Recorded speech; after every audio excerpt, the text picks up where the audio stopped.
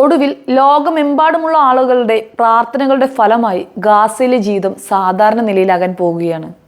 20 മാസത്തിലേറെയായി നീണ്ടുനിന്ന യുദ്ധത്തിന്റെ ഏറ്റവും മാരകമായ വേർഷനായിരുന്നു കഴിഞ്ഞ 11 ആഴ്ചയായി ഉണ്ടായിരുന്നത്. മരുന്നും ഭക്ഷണവും അടക്കമുള്ള പല അവശ്യ ഘടകങ്ങളുടെയും ഗാസയിലേക്കുള്ള വിതരണം ഇസ്രയേൽ നിർത്തിവെച്ചതോടുകൂടി കുട്ടികളടക്കമുള്ള നിരവധി ആളുകൾ ഭക്ഷണവും മരുന്നും കിട്ടാതെ മരണമടഞ്ഞ കാഴ്ച ലോകത്തിനെ കുറച്ചൊന്നുമല്ല വേദനിപ്പിച്ചത്. അതുകൊണ്ടാണ് ഗാസയിൽ അമേരിക്കയുടെ വെടിനിർത്തൽ കരാർ നിർദ്ദേശം ഇസ്രയേൽ അംഗീകരിക്കുന്നു എന്ന വാർത്ത കേൾക്കുമ്പോൾ ഗാസയിലെ ആളുകൾക്കൊപ്പം മനസാക്ഷിയുള്ള ഓരോ മനുഷ്യനും ഇത്രയേറെ സന്തോഷിക്കുന്നത്. ഈ വിഷയവുമായി ബന്ധപ്പെട്ട് ഇസ്രായേൽ ഉദ്യോഗസ്ഥർ പറഞ്ഞതനുസരിച്ച് 60 ദിവസത്തേക്ക് ആക്രമണം നിർത്തിവെക്കുകയും പലസ്തീൻ പ്രദേശത്തേക്ക് ഐക്യരാഷ്ട്രസഭയുടെ നേതൃത്വത്തിലുള്ള സഹായ വിതരണം പുനഃസ്ഥാപിക്കുകയും ചെയ്യുമെന്നാണ് അറിയാൻ കഴിഞ്ഞത്. ഹമാസിന് കൈമാറുന്നതിന് മുൻപ് ഇസ്രയേൽ കരാറിന്റെ നിബന്ധനകളിൽ ഒപ്പുവെച്ചതായി വൈറ്റ് ഹൗസ് കഴിഞ്ഞ ദിവസം അറിയിച്ചിരുന്നു. എന്നാൽ അതിന്റെ ഉള്ളടക്കത്തെക്കുറിച്ചുള്ള വിശദാംശങ്ങൾ നൽകാൻ അവർ തയ്യാറായിരുന്നില്ല. 2 ഇസ്രയേലി ഉദ്യോഗസ്ഥർ ആ തീരുമാനം സ്ഥിരീകരിച്ചുകൊണ്ട് രംഗത്ത് വരികയും ചെയ്തിട്ടുണ്ട്. US പ്രസിഡന്റ് ഡൊണാൾഡ് ട്രംപിന്റെ പ്രത്യേക ദൂതൻ സ്റ്റീവ് വിറ്റ്കോഫിൽ നിന്ന് മധ്യസ്ഥർ വഴി ലഭിച്ച വെടിനിർത്തൽ നിർദ്ദേശം സംബന്ധിച്ച് ഇറാൻ പിന്തുണയുള്ള സംഘം പലസ്തീൻ വിഭാഗങ്ങളുമായി കൂടിയാലോചിച്ചു വരുന്നു എന്നാണ് ഹമാസ് ഇന്നലെ അറിയിച്ചത്.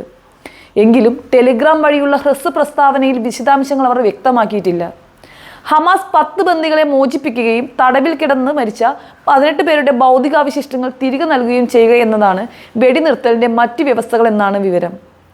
ഈ വിഷയം ചർച്ച ചെയ്യുന്ന പേര് വെളിപ്പെടുത്താൻ ആഗ്രഹിക്കാത്ത ഇസ്രയേലി ഉദ്യോഗസ്ഥരാണ് കരാറിന്റെ വ്യവസ്ഥകൾ സംബന്ധിച്ച് വിശദാംശങ്ങൾ പങ്കുവച്ചത്.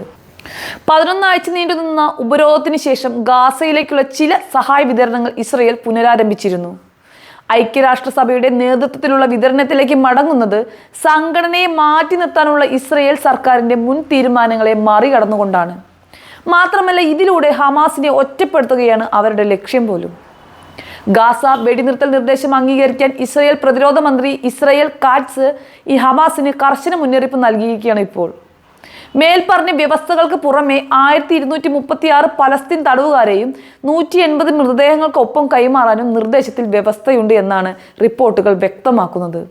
ഹമാസ് വെടിനിർത്തൽ കരാർ അംഗീകരിക്കുന്നത് വരെ ഗാസയിൽ ഇസ്രയേലിന്റെ സൈനിക പ്രവർത്തനങ്ങൾ പൂർണ്ണ ശക്തിയോടെ തുടരുമെന്നും ഇസ്രയേൽ സൈനികരെ സംരക്ഷിക്കുക എന്ന ലക്ഷ്യത്തോടെയുള്ള ശക്തമായ വ്യോമ കര കടലാക്രമണങ്ങൾ നടത്തുമെന്നും കാറ്റ്സ് ഹമാസിന് മുന്നറിയിപ്പ് നൽകിയിട്ടുണ്ട്.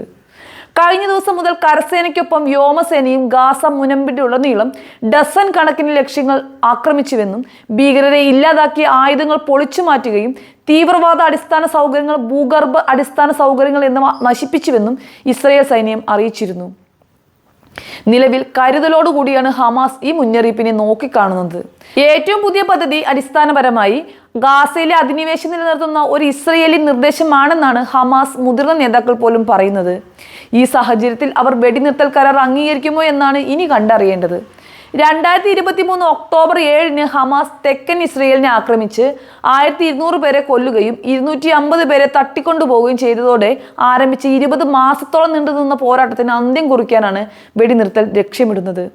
ഗാസയിൽ ഇതുവരെ 54,000-ത്തിലധികം ആളുകൾ കൊല്ലപ്പെട്ടുവെന്ന് ഹമാസ് നിയന്ത്രിക്കുന്ന ആരോഗ്യ മന്ത്രാലയം അറിയിക്കുകയുണ്ടായി. നിരവധി പേർക്ക് പരിക്കേൽക്കുകയും വീടുകൾ നഷ്ടമാവുകയും ചെയ്തിട്ടുണ്ട്.